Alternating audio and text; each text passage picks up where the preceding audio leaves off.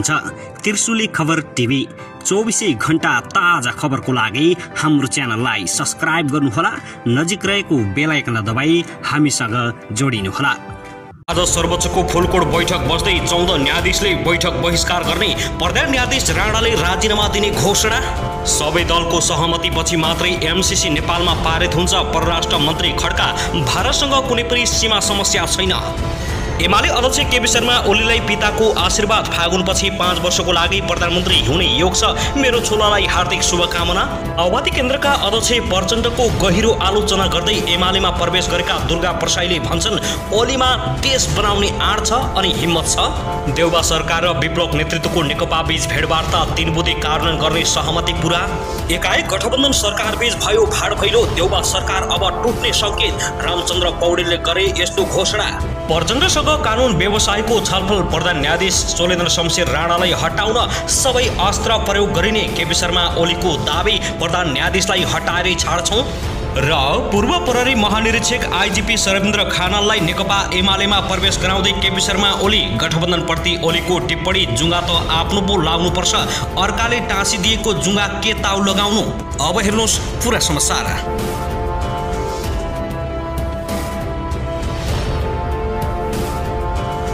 दर्शकबिन नमस्कार, तपाईहरुलाई हार्दिक स्वागत छ हाम्रो च्यानल त्रिशुली खबर टिभीमा। यदि हाम्रो च्यानललाई अहिलेसम्म सब्स्क्राइब गर्नुभएको छैन भने सब्स्क्राइब गरी नजिक रहेको बेल आइकन दबाई हामीसँग जोडिनुहोला। दर्शकबिन फेरि पनि हामी तपाईहरुमाझ निकै महत्त्वपूर्ण खबरका साथ उपस्थित भइसकेका छौं। यो भिडियोलाई अन्तिमसम्म हेरी हामीले साथ दिनुहोला। दर्शकबिन हाम्रो मेहनतको लागि एउटा सानो लाइक गर्न पनि नभुल्नुहोला।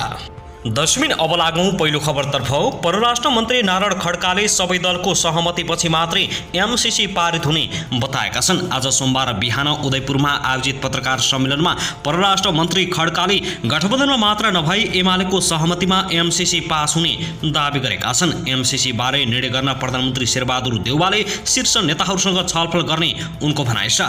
एमसीसी बारे गठबन्धनभित्र त सहमति हुनै पर्यो, एमालेको पनि सहमति आवश्यक हुन्छ, खड्काले भने पूर्व प्रधानमन्त्री केपी शर्मा ओलीले संसदका दुवै सदनमा एमसीसी पारित गर्नुपर्छ भनेको बताउँदै उनले एमसीसीमा संशोधनका लगायतका सबै विषयमा छलफल गरेर अगाडि बढ्ने खड्काको भनाइ छ। उनले छिमेकी देशहरूसँग सन्तुलित सम्बन्ध राखेर सरकार अघि बढ्ने जानकारी दिएका छन्। वर्तमान सरकारको 3वटा प्रमुख प्राथमिकता रहेको उनको भनाइ छ। कोरोनाको खोपमा सबैको पहुँच, विकास निर्माण र अर्थतन्त्रलाई उकास्ने सरकारको प्राथमिकता रहेको मन्त्री खड्काले बताएका छन्। दर्शकबिन त्यसैगरी केही दिन अघि प्रधान न्यायाधीश चोलेन्द्र शमशेर राणासँग उनकै सरकारी निवासमा गएर भेट गरेका नेकपा माओवादी केन्द्रका अध्यक्ष पुष्पकमल दाहाल प्रचण्डले राणालाई हटाउन सबै अस्त्रको प्रयोग गर्न पार्टी निकट कानुन व्यवसायीलाई निर्देशन दिएका छन्। प्रधान न्यायाधीश राणा र प्रचण्ड बीचको भेटघाटले उत्पन्न भएको आशंका स्पष्ट भएको छ। आइतबार साँझ गणतान्त्रिक प्रगतिशील कानुन व्यवसायी एसोसिएसनमा आबद्ध केही कानुन व्यवसायीसँग दाहालले राणालाई कुनै पनि हालतमा हटाउनु पर्ने र त्यसका लागि आवाज उठाउनेहरूलाई आफूले पनि साथ दिने बताएको छलफलमा सहभागी एक कानुन व्यवसायीले जानकारी दिएका छन्। उनले भने राणालाई हटाउन बार एसोसिएसनलाई क्रियाशील गराउने न्यायाधीश, पूर्व न्यायाधीश लगायतले जसले आवाज उठाएका छन् उनीहरूलाई साथ दिने काम हुनेछ। छलफलमा राष्ट्रिय सभा सदस्य रामनारायण बिडारी, बार अध्यक्ष चाण्डेश्वर श्रेष्ठ, पूर्व महान्यायाधीश वक्ता रमण श्रेष्ठ लगायतका 8 कानुन व्यवसायी सहभागी भएका थिए। छलफलमा राणालाई हटाउने, त्यसपछि एउटा उच्च स्तरीय आयोग बनाई उनको पालामा भएका अनियमितताका बारेमा छानबिन गरी भ्रष्टाचारमा समेत मुद्दा चलाउनु पर्ने विषय उठेको छ। छलफलमा संवैधानिक परिसर सम्बन्धी मुद्दा तत्काल निरूपण गर्ने, नियुक्तिहरू खारेज गराउनेदेखि विभिन्न नेताहरूको अदालतमा विचाराधीन मुद्दा पनि सकारात्मक रूपमा कसरी टुङ्गाउन सकिन्छ भन्ने बारेमा परामर्श भएको छ। हालको समस्याको एकमात्र दोषी प्रधान न्यायाधीश राणा नै भएको भन्दै अध्यक्ष पुष्पकमल दाहाल प्रचण्ड लगायत अन्य कानुन व्यवसायीले राणा केही दिन बिदामा बसे अन्य प्रधान न्यायाधीशहरूबाट यो विषयमा निकाय खोज्नुपर्ने विषयमा पनि छलफल भएको छ। दर्शकवृन्द, त्यसै गरी नेकपा माओवादी केन्द्रका अध्यक्ष पुष्पकमल दाहाल प्रचण्ड निकट मानिने बीएनडीसी अस्पताल झापाका सञ्चालक दुर्गा प्रसाई प्रचण्डको आलोचना गर्दै अन्ततः नेकपा एमालेमा प्रवेश गरेका छन्। आइतबार गृह जिल्ला झापा पुगेका एमाले अध्यक्ष केपी शर्मा ओलीले प्रसाईलाई खादा उडाएर पार्टीमा प्रवेश गराएका हुन्।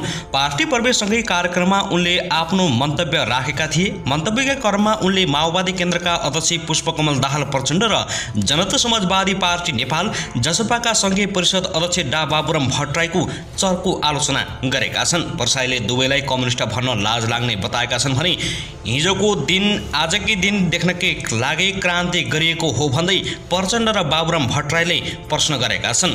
कार्यक्रमलाई सम्बोधन गर्ने क्रममा ओलीलाई हजुर बुबा भनेर प्रसाईले सम्बोधन गरेका छन् भने ओलीको प्रशंसा गरेका छन्।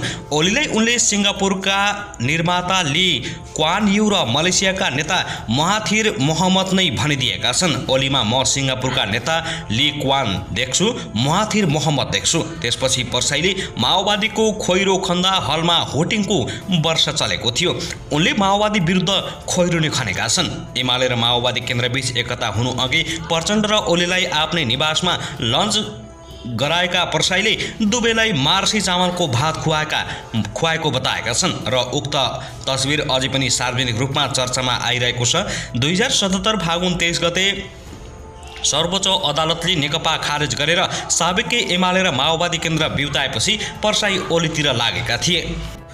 दर्शकवृन्द, त्यसैगरी यता भने नेकपा माओवादी केन्द्रका अध्यक्ष पुष्पकमल दाहाल प्रचण्डले सामाजिक विभेदलाई रुचाउने तथा उत्पीडित र अत्याचारलाई पुनः स्थापित गर्न चाहनेहरूले माओवादीको विरोध गरेको बताएका छन्। पदमलाल विश्वकर्मा साहित्य प्रतिष्ठान र नेपाल दलित साहित्य तथा संस्कृति प्रतिष्ठानले हिजो आइतबार काठमाडौँमा आयोजना गरेको कार्यक्रममा अध्यक्ष प्रचण्डले सामाजिक विभेदलाई रुचाउने तथा सामन्ती उत्पीडित र अत्याचारलाई पुनः स्थापित गर्न चाहनेहरूले माओवादी पार्टीको घोर विरोध गरेको बताएका हुन्। माओवादीले दलित, जनजाति, आदिवासी समुदाय र महिलाको हक अधिकारको निम्ति लडेको भन्दै उनले दलित समुदाय आफूलाई अत्याचार गर्नेहरूको पछाडि लागेर हिँड्दा आफूलाई नमिठो लाग्ने तर्क गरेका छन्। उनले भने हिजोका सरकारका कतिपय ठुल्ठुला महान विद्वान कर्मचारी तन्त्रका ठुला भन्नेहरू चाहिँ माओवादी नसकिदासम्म यो देशले सुख पाउँदैन भनेको सुन्नु भएको छ नि। हिजो अस्ति मात्रै कोहुन्ती मान्छेहरू सामाजिक विभेदलाई रुचाउने, सामन्ती उत्पीडित र अत्याचारलाई फेरि पुनः स्थापित गर्न चाहने, महिलालाई विशेष अधिकार दिन या महिलाको प्रतिनिधित्व, दलितको प्रतिनिधित्व राज्यका विभिन्न क्षेत्रमा हुनुपर्छ भन्नेहरूलाई सिद्ध्याएपछि के हुन्छ।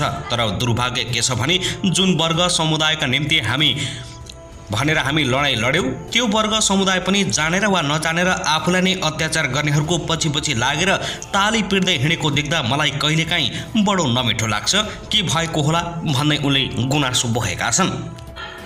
दर्शकवृन्द, त्यसैगरी नेकपा एमालेका अध्यक्ष केपी शर्मा ओलीले नेकपा माओवादी केन्द्रका अध्यक्ष पुष्पकमल दाहाल प्रचण्ड र नेकपा एकीकृत समाजवादी पार्टीका अध्यक्ष माधव कुमार नेपालले आगामी चुनाव नजित्ने दावी गरेका छन्। आइतबार एमाले झापा जिल्ला कमिटीले आयोजना गरेको वृहत पार्टी प्रवेश कार्यक्रमलाई सम्बोधन गर्दै अध्यक्ष ओलीले आफूहरूले जिताइदिएको सांसद संख्या गनेर प्रचण्ड माधवले संसदमा फार्ती गरेको भन्दै उनीहरूले आगामी निर्वाचनमा नजित्ने ठकुवा गरेका हुन्। माधव नेपाल चुनाव नउठ्ने र समानुपातिकमा बस्ने जिकिर गर्दै अध्यक्ष ओलीले समानुपातिकमा पनि नेपालको मत नआउने तर्क गरेका छन्। उहाँले दुवै नेतालाई आगामी चुनाव जितेर देखाउन समेत चुनौती दिएका छन् भने अध्यक्ष नेपालले वर्तमान सत्ता गठबन्धनलाई विध्वंसकारी, विनाशकारी र अस्थिरता ल्याउने तत्त्वको संज्ञा दिँदै गठबन्धनलाई कसैले मत नहाल्ने बताएका छन्। उनले वर्तमान सरकारको कुनै गन्तव्य नभएको पनि सुनाएका छन् भने उनले भने जुङ्गा त आफ्नो पो ताउ लाउनुपर्छ, अर्काले टाँसिदिएको जुङ्गा पनि के जुङ्गा, हामीले टाँसिदिएका सांसदमा जुन फुर्ती गर्दैछन् यतिजना भनेर होलान्, 20 जना 22 जना होलान्, त्यो पनि हामीले टाँसिदिएको हो। प्रचण्डको फुर्ती हामीले जगाइदिएको हो। प्रचण्डले अब जितेर देखाउन् न प्रचण्डले। माधव नेपाल अब चुनावमा लड्छन् के माधव कुमार नेपाल के चुनावमा लड्न सक्छन्? तपाईहरूलाई बताइदिन्छु म। माधव नेपाल चुनाव लड्न सक्दैनन्, समानुपातिकमा बस्छन्।